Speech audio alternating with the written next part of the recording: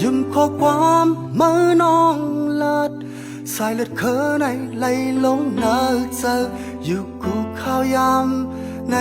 ก็อำทางมือที่ทิพอกเฮากว่าอำทางมือที่ขามป้นเมืองเฮากว่าตั้งมุมมองอ่อนเลยมีมานั้นลือเลี้ยวยาว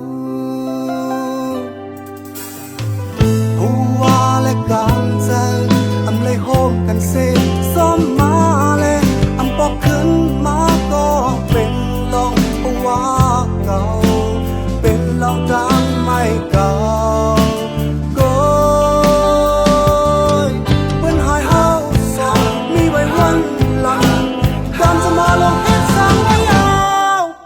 เลี้ยงลิ้นลงก็เฮ็ดกังไว้บางลายลงก็เฮ็ดกังไว้สั่นลอยลงก็เฮ็ดกังไว้เอาลูสู้ยาไปเข้าบนตาเฮาอำหึงสั่งก็เฮาได้เริ่มอยู่ยันไปกันก็ที่ตั้งเสยานไกเ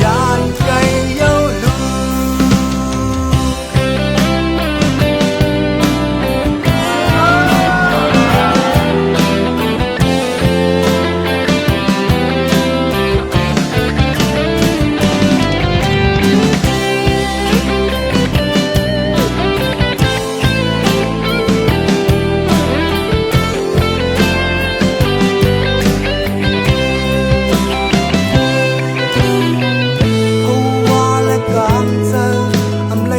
กันเสียซ้อมมาเลยอำบอกขึ้นมาก็เป็นลองเพราะว่าเก่าเป็นลองทางไม่เก่า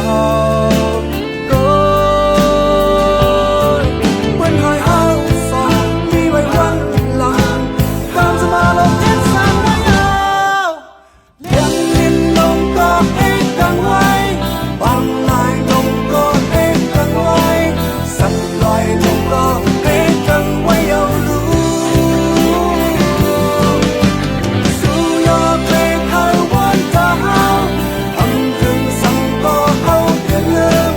อยู่ยันไกลกันก็ที่ตั้งเสยานไกลเย้าลูเดินลิ้นลงก็เอ็ดกังไว้วางลอยลงก็สั่นลอยลงก็เฮ็ดกันไว้เอาลูสู้ยอมไปเข้าวันตาเฮาอำถึงสั่งก็เฮาได้เริ่มอยู่ยันไกลกันก็ที่ตั้งเสยานไกลเย้าลู